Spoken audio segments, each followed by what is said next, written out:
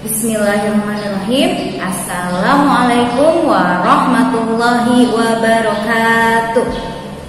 Halo anak-anak Miss, apa kabar kalian semua?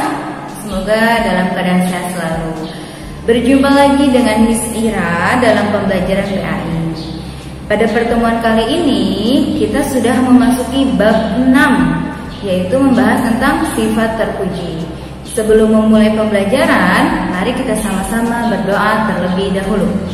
Praying rule, up hands and down hands. Pray before we study, let's pray together. Begin. Bismillahirrahmanirrahim. Rabbi zidni ilman nafi'a warzuqni fahma. Ya Allah, please give me your blessing of knowledge and understanding. Amin.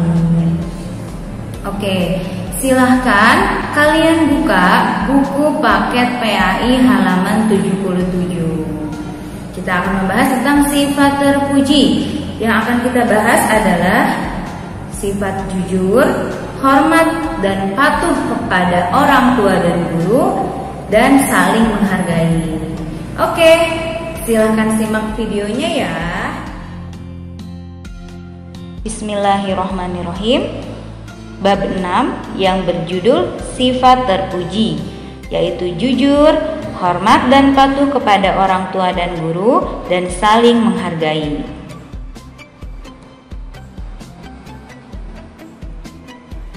Adapun tujuan pembelajaran kali ini, yang pertama, meyakini bahwa kejujuran merupakan bagian dari keimanan, memahami maknanya dan mencontohkannya dalam kehidupan sehari-hari dengan benar.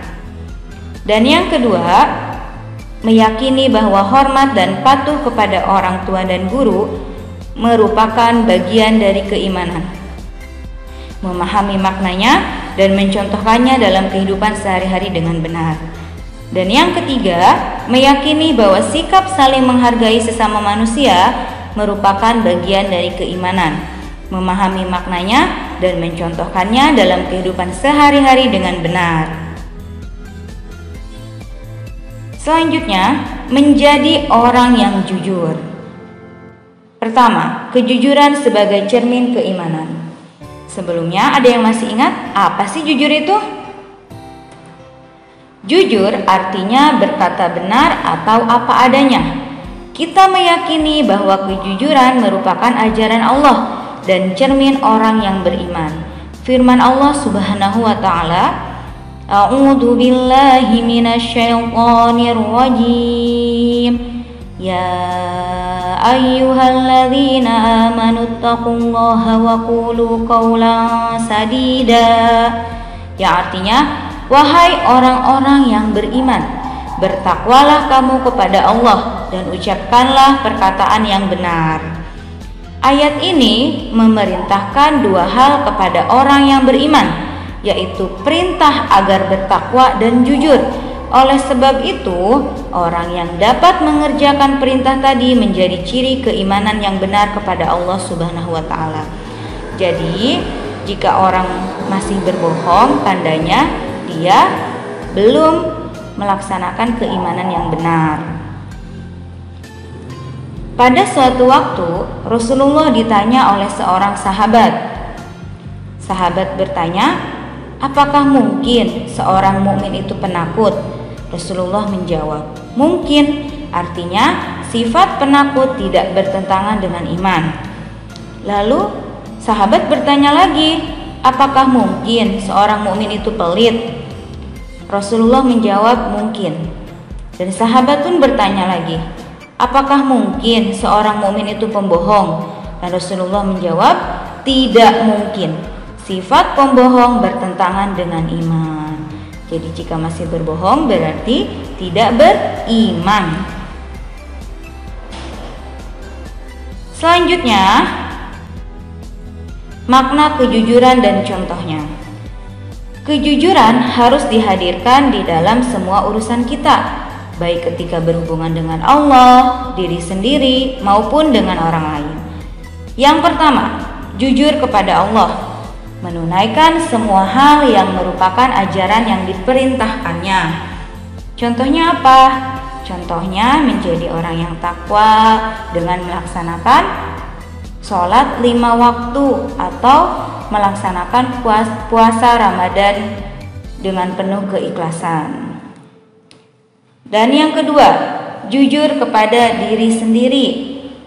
Jujur kepada diri sendiri artinya berdisiplin untuk selalu melaksanakan apa yang menjadi keinginan dirinya.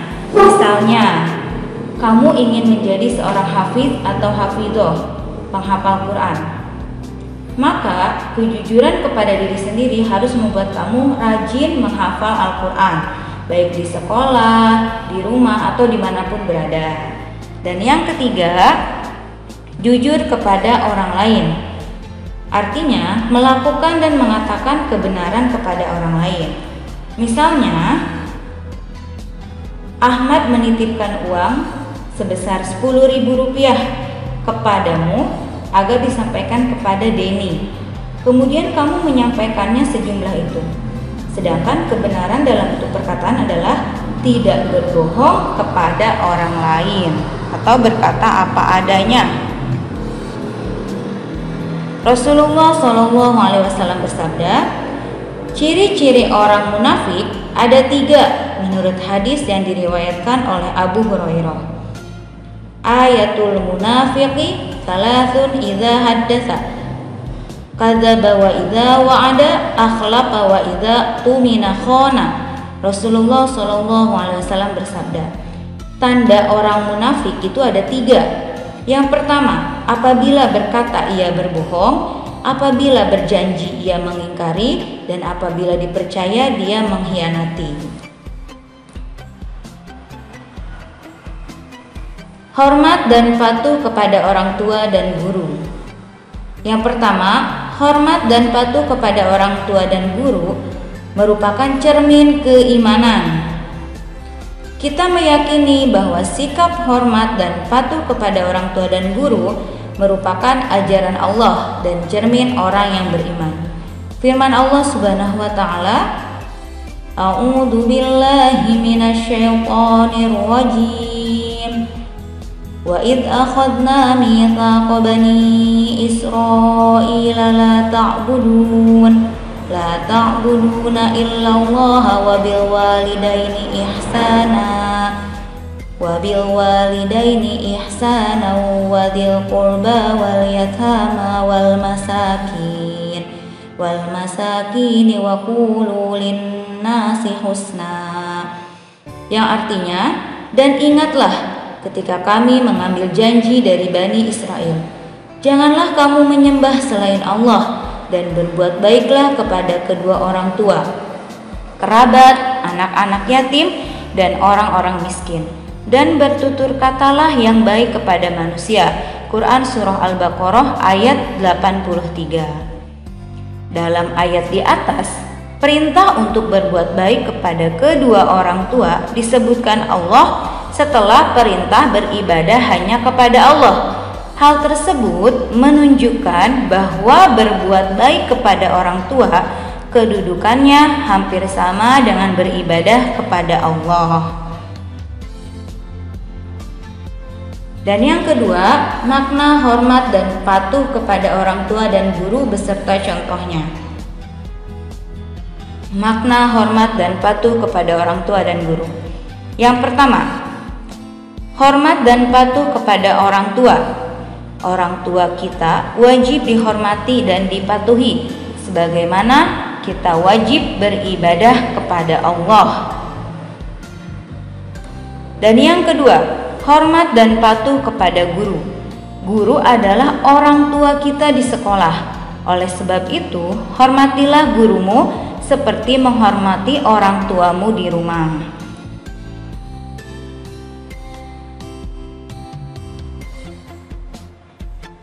Saling menghargai sesama manusia.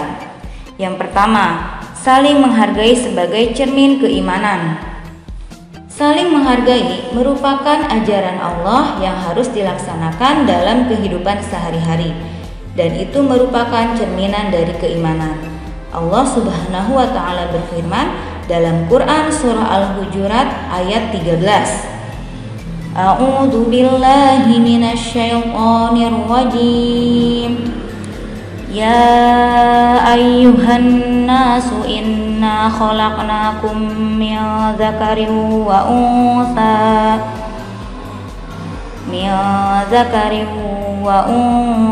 waj'alnakum syu'uban wa qabaila lita'arafu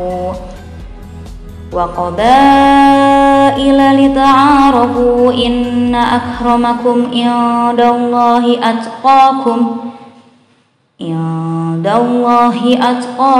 innallaha alimun khabir.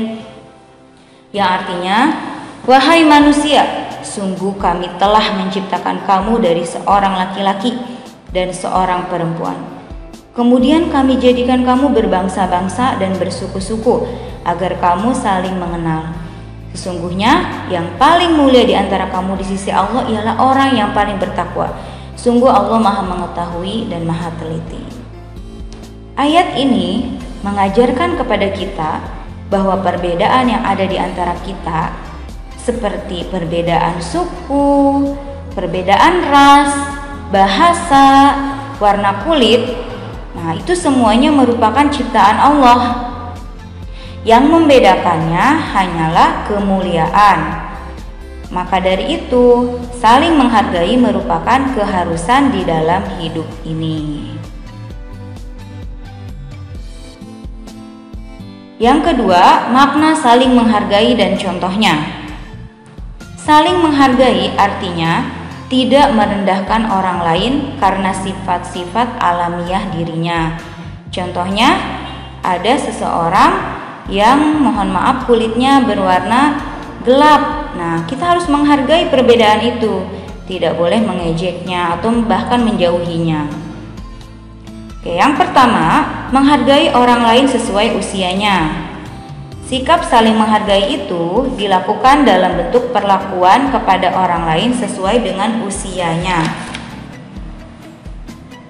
Misalnya, hormat kepada orang yang lebih tua, sayang kepada orang yang lebih muda, dan bersikap wajar kepada orang yang seusianya.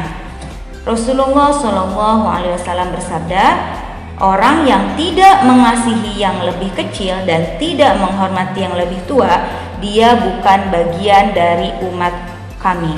Hadis riwayat Abu Daud. Dan yang kedua, menghargai agama orang lain.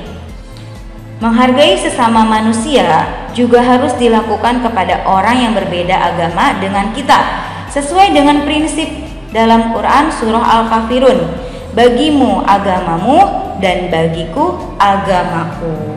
Karena setiap orang punya hak untuk menganut agama yang diyakininya dan menjalankan ajarannya. Dan yang terakhir, menghargai pendapat orang lain. Pendapat orang lain seringkali tidak bisa disamakan. Menghargai pendapat orang lain dapat dibuktikan dengan hal berikut. Yang pertama, mendengarkan dan mengikuti nasihat dari orang tua, guru, dan orang-orang yang berilmu. Yang kedua, rajin mengikuti pengajian-pengajian yang diadakan di masjid atau majelis taklim. Dan yang ketiga, memperhatikan pelajaran guru di dalam kelas. Yang keempat, mendengarkan pembicaraan orang lain dan tidak memotong pembicaraannya. Dan yang kelima, mau menerima kebenaran yang datang dari orang lain, meskipun orang yang menyampaikannya lebih muda.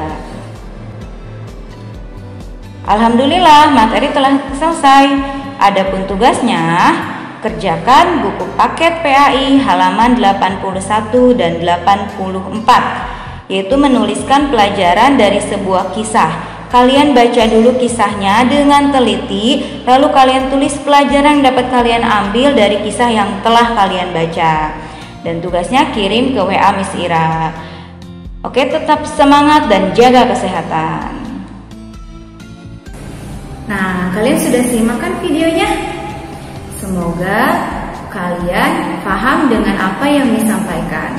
Terima kasih sudah menonton video Miss. Semoga ilmu yang Miss sampaikan bermanfaat ya. Terima kasih. Assalamualaikum warahmatullahi wabarakatuh.